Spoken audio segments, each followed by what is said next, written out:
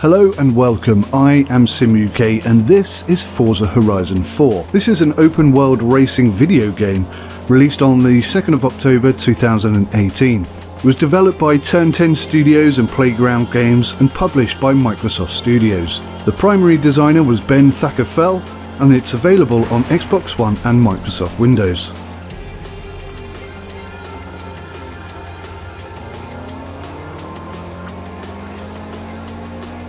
At the time of this recording, Forza Horizon 4 will cost you between £40 to £80 if you want all of the bells and whistles and all of the upcoming updates and expansions, and initially I felt that this price was way too high. However, I bought the cheapest version at £42 I think, and I really don't feel robbed, so I have to retract that. Furthermore, I'm enjoying this game so much that I've actually paid for the upgrade, and now I'm running Ultimate, so this game has cost me approximately £80. The game is based in the UK, and being a Brit, I can vouch for its authentic look and feel. They really have captured the UK rather perfectly.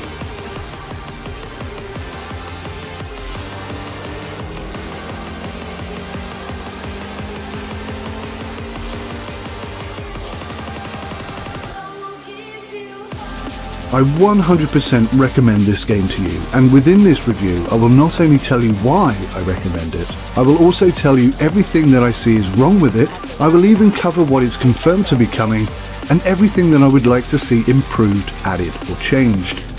This is the most honest fact-based review that you will find on YouTube.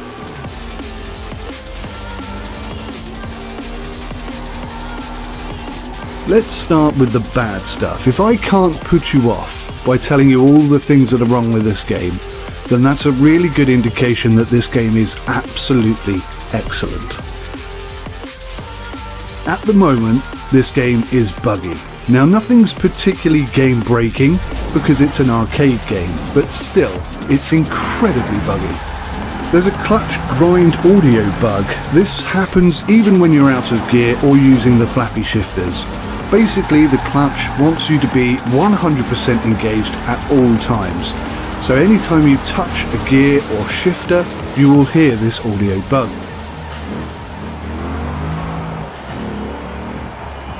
Forza Horizon 4 allows you to rebind keys, but this is absolutely terrible. This is the most buggy thing in the entire game.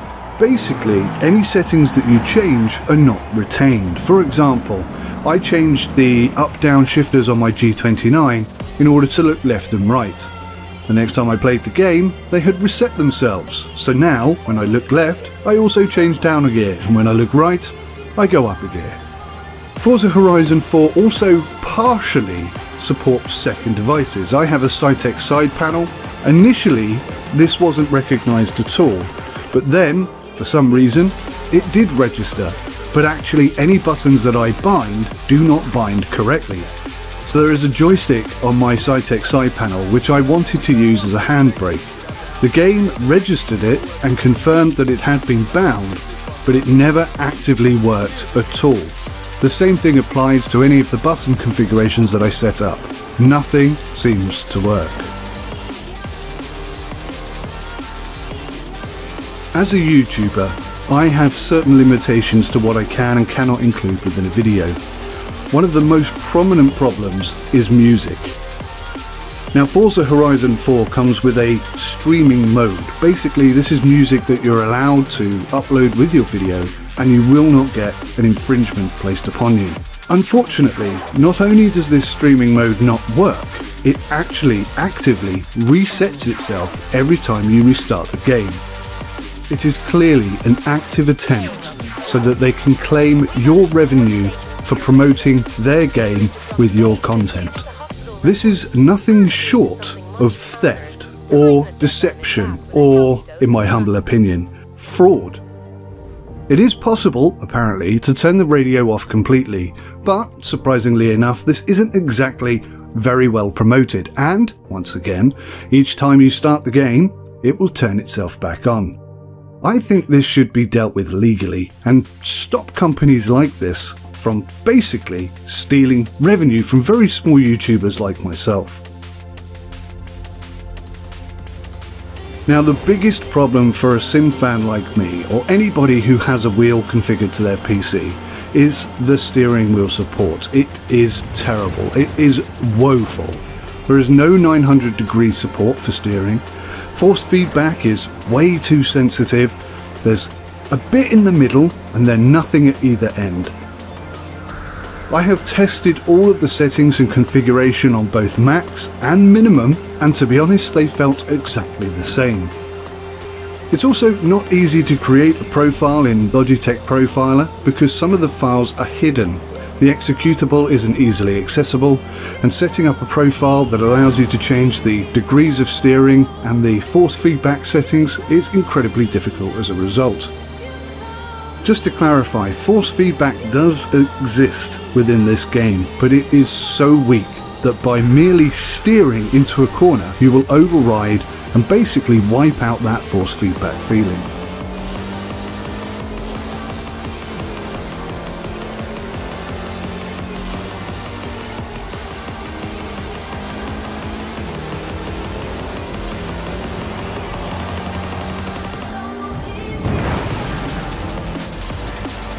Now, one point that I want to make that is almost a good point but actually ends up ultimately being a bad point is that each car behaves very, very differently. I took my Cozzy, which is a 4x4, and my Audi, which is also a 4x4, round the same track. Now, the difference between the two was incredible. It is possible, and I think probably likely, that by changing configuration and upgrading certain parts of cars, you can improve the handling on each car individually. So it might be advantageous to have a setup for each type of car, which currently you cannot do. You can only have 5 preset profiles. Now, that would be fine if you had one rally preset, one road preset, one off-road preset, for example, but the game doesn't really support or accommodate individual setups for individual cars. So being able to adjust the force feedback strength on a rally car, putting it up to maximum, would be great if you could do that for just one rally car that needed it, but not all rally cars. I had real difficulty getting the Cozzy to go around this particular track, but taking the Audi around the same track was immeasurably easier.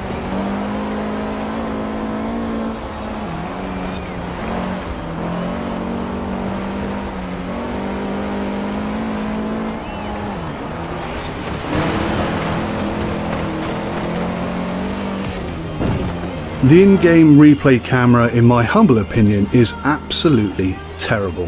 There literally are no decent camera angles. There's no drive-by, there's no trackside cameras, none at all.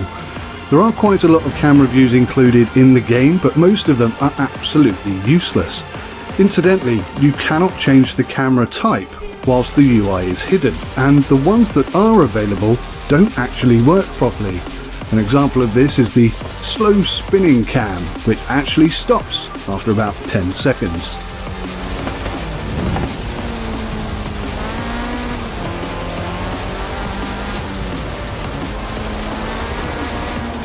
There's a nice collection of UK-based AI vehicles driving around. Unfortunately, they drive very slowly. I think they're capped at 30 miles an hour, and this includes driving on roads where the speed limit is 60 or above. This can be quite frustrating and annoying. It kind of detaches you from the immersion that there otherwise is in this game. There's also a drone included in the game, but unfortunately it cannot fly above 6 foot. Now, the reason for this is unknown, but I assume it's because the modelling is designed in such a way that by jumping all the way up to the skybox would, I don't know, highlight some areas that weren't as neat and tidy as the rest of the game appears to be. It could just be a bug, or it could just be restricted in certain areas. I don't know for sure, but it's nice to have a drone, but completely pointless if you can't actually take it up into the atmosphere. And finally, in terms of negative aspects, this game is only available via the Microsoft Store. Now, my personal opinion of the Microsoft Store is pretty bad, and not everybody's going to agree with me on this. One of the biggest problems as a YouTuber is that none of my recording software can actually capture this game. As soon as you try and bind a recording software to the game itself shuts down. Now, I feel that this is an intentional thing from Microsoft to encourage people to use their built-in recording software.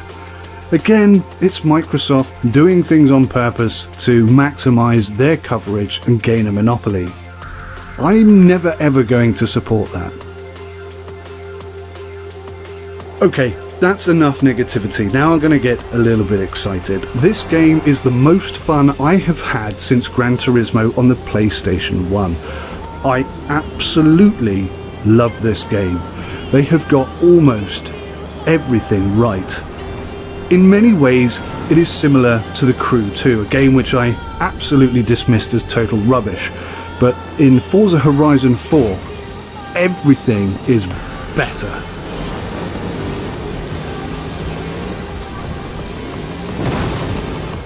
The game looks incredible.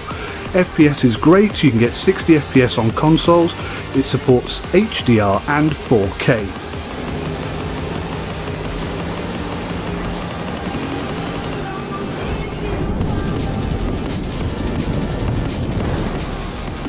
Driving 2 events is almost just as much fun as racing them. The voice-activated GPS called Anna is absolutely superb. So many games would benefit from having this voice-activated GPS system. I really like it. Although, and I've already complained about this, the AI vehicles do seem to be stuck or limited at 30 miles per hour, even on roads they should be driving much faster. I hope this gets fixed because it really does step away from the otherwise very immersive experience. And the reason why it's so immersive is because of the environment and the inclusion of sublime features. You want to see wildlife, you want to see airplanes, you want hovercrafts. This game is full of it, and it's full of Britishness, which is so important. Just to name a few things, there are Robin Reliance and other classic UK vehicles. The road signs and the road markings are all absolutely perfect, and it feels very authentic. I've seen a few red phone boxes around. These are harder to find in the UK than you might expect these days, but they are very British. You want to drive up a mountain? Then drive up a mountain.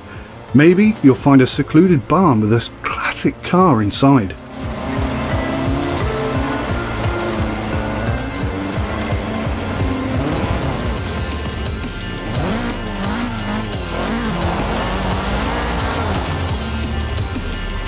Found it!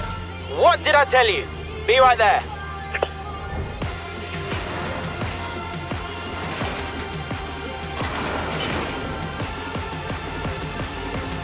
Getting down the mountain again can be a little bit trickier. But this highlights another great feature of the game. You can actually fully damage your car, but I would like it to be a little bit more realistic. At the moment, most of the damage that you inflict upon your car, unless you get to a point where it's totally broken, just fixes itself immediately. I would like this damage to be more persistent. Lose a wheel maybe, and then require a tow. Still, even with 100% damage, you can pay 10,000 credits and fast travel to have it repaired. Or, if you're tight like I am, then you can just hobble along and find a way. If you're persistent, you can make it back without having to pay 10,000 credits. And of course, we now have seasons, something new for the FORZA Horizon scene. These, which when fully unlocked, will last for one real-time week. This is brilliant, it's so unique, and it allows everybody to experience a real season. Adding this real-time element to it really makes seasons feel like seasons. I think it's so clever, and I have so much respect for them for doing this. Autumn season. You are this close to qualifying for the next round of the Dirt Racing Series. You should come back to Tarnhouse, it's completely different in autumn.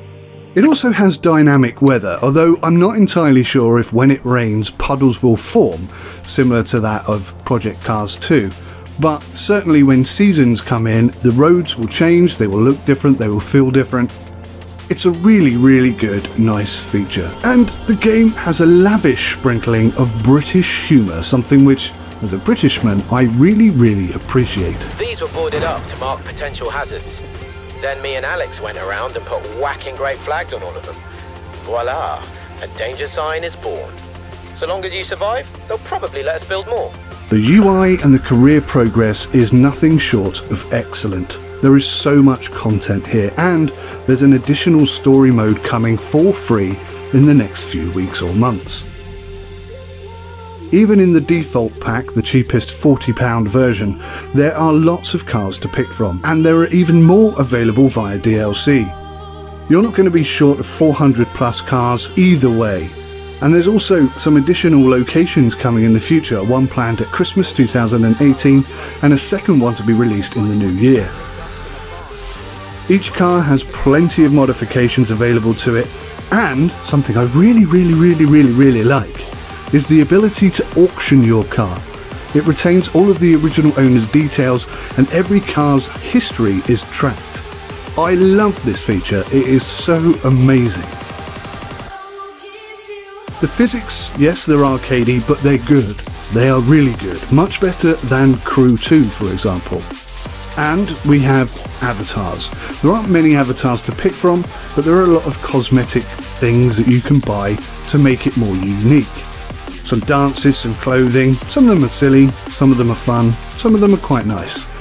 But all of this stuff is just adding to the immersion and the unique aspect to you.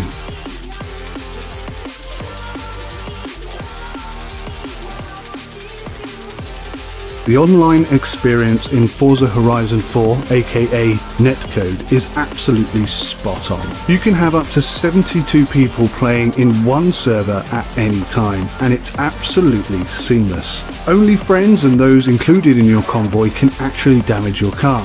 So if there are some people around who like to mess with your very expensive racing car, they're not actually going to be able to damage you at all. Now this is a nice touch, and I'm really glad to see it.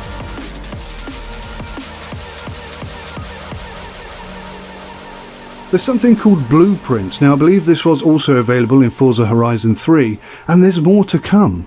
Blueprints allow you to create events, but soon you will actually be able to create your own race routes. Now that's something I'm quite interested in because I've seen certain roads that I think, oh wow, that would really work as a track. So I'll be looking forward to making my own track soon.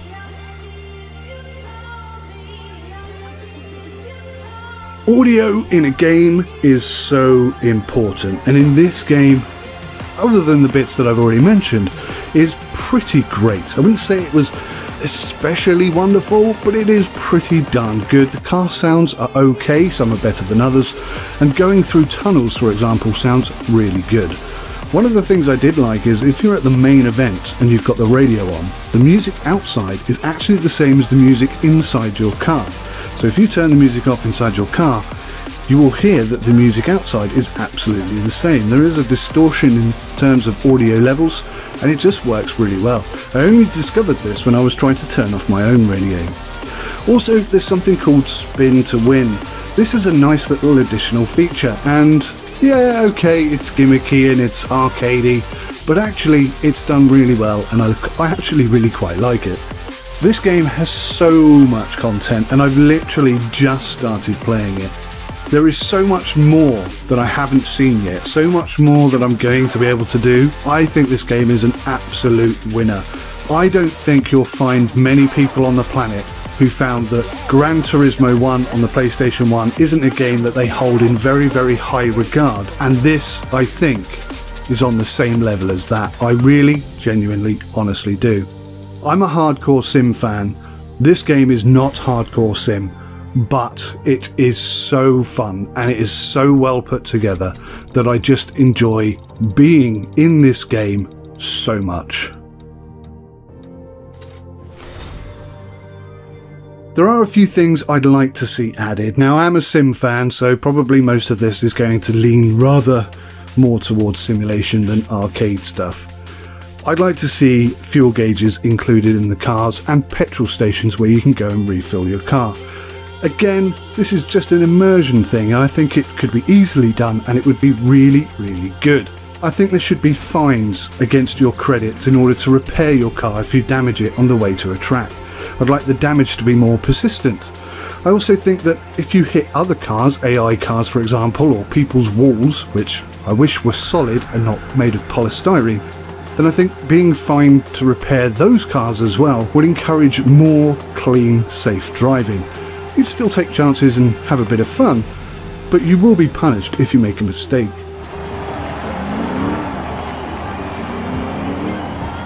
I would like to see the wheel animation in cars improved, and obviously wheel support is an important thing. Having the ability to change your in-game steering wheel to match your 900-degree steering wheel or above is an important thing for sim fans, and it's an important thing for arcade fans. At the moment, the wheel support in this game is diabolical. Hopefully they will listen to the community and change this, because really and truly it's one of the only things that I feel is missing in the game.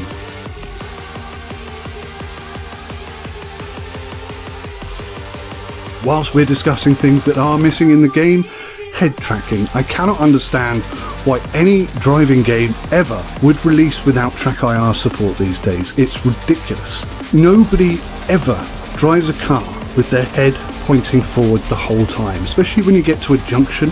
You need to know what's beside you. When you're racing, you need to know what's beside you.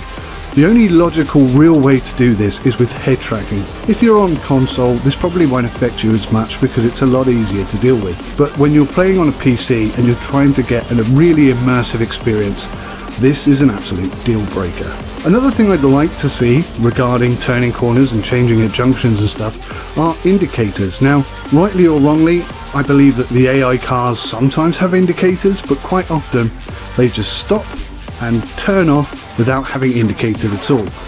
Maybe it's because it's a car that doesn't have indicators on, maybe it's a bug, I don't know, but certainly your car cannot have indicators on, and I think it should.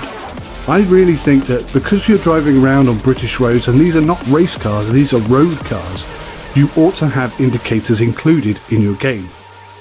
I've already mentioned the damage system a number of times. I would like it to be more persistent, and I would like you to have to pay for repairs, especially at least when you're running at the hardest sim level, which is the only way I play, by the way. Police cars. I'd love to see police cars in the game. There are police cars in the game, but I'd love to see them AI controlled. I'd like to see them chase you down, I'd like to see them give you points, I'd like you to have a driver's license that you can get points on, and perhaps even lose your license if you're not careful. I also think the game would benefit from having quite a few more AI vehicles. Now maybe this will affect FPS, I don't know, but either way, the vehicles that we currently have need to be able to travel faster on roads that have a higher speed limit. I can only assume that this is a bug, and I hope it gets fixed sooner rather than later. Now the biggest thing for me, and the only thing that really aggravates me, really winds me up and annoys me, is the fraudulent streaming/audio configuration. This is nothing short of fraud or theft. I think this needs to be dealt with legally, and I don't think any game should be allowed to do this ever again. Small YouTubers like myself are absolutely dependent on the tiny amount of income that we get from each of our videos, and to start taking that away for no good reason is, I think, disgusting. Controller support is not where it needs to be. It kind of half-arsedly does support second devices like my Cytec side panel, but it doesn't work properly. The whole key binding thing is broken. That needs to be fixed. This whole thing needs to be addressed. Certainly the majority of focus here in this game is for consoles. That's clear to see. But please don't forget about PC players. Now predominantly PC players don't really like arcadey games like this as much as console players do, but this game is so good. It has so much content, so much positive energy, so much good about it, that the PC community is really going to get behind this one. There is no denying it. This is an absolute winner.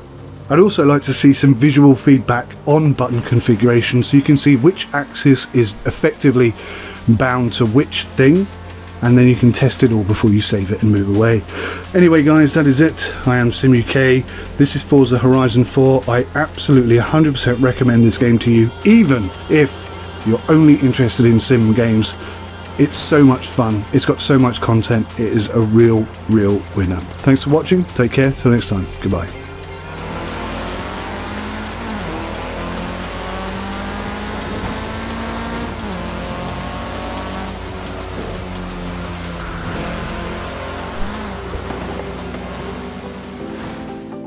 Hey guys, thank you so much for watching this video today. I really appreciate you coming along and taking the time to do that. I want to say a big thank you to each and every one of you who watched this video today.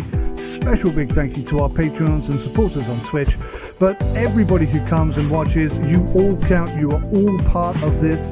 And I thank you so much. If you hit that like button, I will like you twice as much. Even more than that, perhaps. It is for you guys that I make these videos, so it matters to me a huge amount if you enjoy watching them, and if you don't, you need to tell me. So thanks for watching, take care of yourselves, until next time, goodbye for now.